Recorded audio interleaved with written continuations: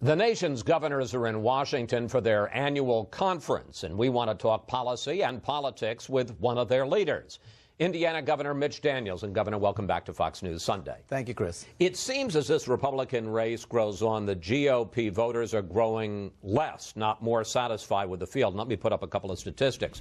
A Gallup poll finds 55% of Republicans and Republican-leading independents wish someone else were running. And here's what former Florida Governor Jeb Bush said this week. It's a little troubling sometimes when people are appealing to people's fears and emotion rather than trying to get them to look over the horizon for a broader perspective. Question, are you troubled by the negativity, some would say the smallness of this race? Oh, from time to time. On both sides, by the way. The president's one of the main perpetrators of negative politics. And we can all wish, and I do, that it would subside some. But I don't necessarily blame the candidates. There's a certain dynamic to the race that leads to the magnification of small differences and people picking on each other. Let me ask you another aspect of it. You have said that Republicans need, particularly in these times, to focus on the economy and debt, and as you famously said once, to call a truce on social issues. Are you troubled when you see Republicans spending so much time talking about contraception and Planned Parenthood? Well, let's remember, they didn't start this. The president did, with a very intrusive, liberty-limiting decision, and they were asked to react to it, so they answered the questions. No, I think when they get a chance, Governor Romney this week, talking about all the right issues.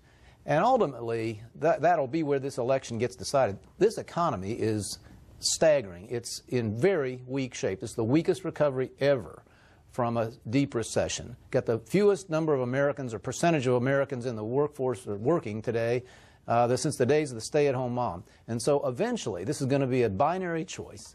And it'll be decided, I'm confident, on the biggest issues and biggest threats. Are you impressed by Romney's economic plan as he just laid it out? I'm very encouraged. And other candidates, by the way, in that field are talking about the right questions. How do we get this economy growing? How do we stop killing growth, as this administration does, with every new action and regulation and threatened tax and so forth? And so, yes, I think that things are headed in a direction that will present the American people with a very good contrast and a positive alternative. All right, I want to ask you a couple of political questions. We'll move on to policy. I knew you would. Well, okay, but is it too late for someone new to get into this race and to push it to a contested convention in August?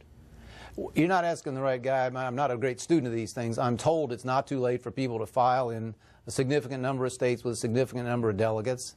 As a technical matter, as a practical matter, I don't think it's very likely, and I don't know what it would lead to. Is there any chance, are there any circumstances under which Mitch Daniels gets into this race? No, sir. I crossed that decision bridge a long time ago. My family did, and I'm trying, when I get the chance, to play some role. I look forward to helping our eventual nominee. But running for president, just something I never thought about doing, and nothing changed my mind. So, Sherman-esque statement, if drafted, you will not run. These sorts of things just don't happen, Chris. You've been covering these things a long time. We're going to have a nominee probably well ahead of the convention. And a lot of these questions that are really very intriguing, I know right now, will be long forgotten. And we'll have a debate about how we keep this country from going broke, how we restore the American dream, rebuild a stable and hopeful middle class. Okay, let's focus on that. As you know, gas prices are rising sharply. Back when Barack Obama took office, gas cost $1.85 a gallon. It's now up to $3.67 a gallon. In your formal response to the President's State of the Union speech, you blamed what you called extremist policies by the President that stifled domestic production, and you said that that was a pro-poverty policy. This week, the President talked about Republicans. Here's what he said. And you can bet that since it's an election year, they're already dusting off their three-point plan for $2 gas. And I'll save you the suspense. Step one is to drill, and step two is to drill, and then step three is to keep drilling. President says that Republicans are playing politics with gas prices, that a lot of it is beyond the control of any president, and that domestic oil production is the highest in 8 years. Well, let's give the president credit for one domestic policy that worked. He wanted higher gas prices, and he got them. He said it. Secretary Chu said $8, or about what they pay in Europe, would be great. Secretary Salazar said it could go to $10. He still wouldn't be for allowing drilling in many of the places where we know there's an awful lot of domestic production. And so they've gotten the doubling of gas prices, and perhaps worse, is a conscious policy of this administration, maybe the one thing they set out to do and actually accomplished. And let's face it, when you lock up vast tracts of land where we know there's oil, when you lean against the shale oil and shale gas, they've got 8 federal agencies now clamoring to regulate this greatest break we've had in the American economy in many, many years. When you have environmental regulations that are going to raise the price of refining gas, possibly put some of our scarce refineries out of business, guess what? You're going to get higher gas prices. But if I may, they say they've opened millions of acres to oil and gas exploration, and that U.S. dependence on foreign oil is the lowest in 16 years. No thanks to them. This is the product of the openings that happened under his predecessor. He likes to talk about what he inherited. He inherited a more aggressive pro-energy policy, and since then, leases have been cut in half. Permitting for new drilling has been cut by 2/3. Okay, let's talk about the economy, and you gave some numbers earlier, and I want to come back to it, the question of just how strong this economy is, how fast the recovery is. Unemployment now down to 8.3%. That's the lowest in 3 years. New claims for jobless benefits this past week hit a 4-year low, and consumer confidence is at a 1-year high. Isn't the economy getting better, sir? If the president thinks he's going to be running on an economic success story, he is headed for a rude surprise, in my opinion. The unemployment rate doesn't tell us much anymore, Chris, and this is widely written these days. The employment rate, again, just fell below 64%. It's the lowest since the 70s, and again, a lot of moms were staying at home. The unemployment insurance claims may be down, but we've moved a couple million people onto the Social Security disability rolls, which has become a new form of perhaps permanent unemployment for a lot of people. So this is not a pretty picture, and we ought not candy coat it. We ought to recognize we're going to need a different mix of very pro-growth policies. I've said often, until Americans are working again, until we have the revenue coming in to pay our bills, meet our debts, growth ought to trump everything else.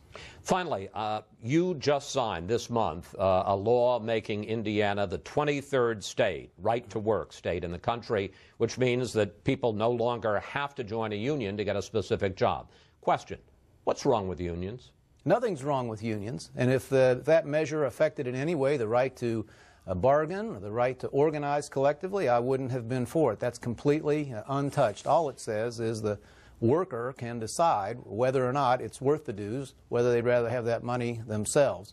But doesn't that necessarily, in a practical sense, over the long run, weaken unions? Certainly the unions think so. No, not necessarily. There are higher rates of unionization in some right-to-work states than there are in Indiana today. It's really a matter of whether people think they're getting their money's worth, and we just knew it would bring more jobs to our state. That was our principal motive for doing it, and already the phone is ringing, and we are about to strike some agreements, I think, to put a few more Hoosiers to work. All right. Back in 2006, you said that you opposed right to work as, in your words, too divisive. Now the unions say, as a result of this decision to sign and make it a right to work state, that wages will go down and workplaces will become more dangerous. Well, first of all, that's all bunk. The facts could not be more clear that safety's unaffected. Wages and job growth are much faster in the 22 right-to-work states than in the 28 that didn't provide this protection to workers. Now, for several years, it's absolutely true. I never said I was opposed to right to work. I said we can succeed under the labor laws we have. Ultimately, and particularly in this terrible national economy, I reluctantly came to the conclusion that we needed to take this step if we were going to have be the kind of opportunity state I want Indiana to be. Governor Daniels, I want to thank you so much for coming in. It's always a pleasure to talk to you, sir. Pleasure's mine. Please come back, sir. Will do.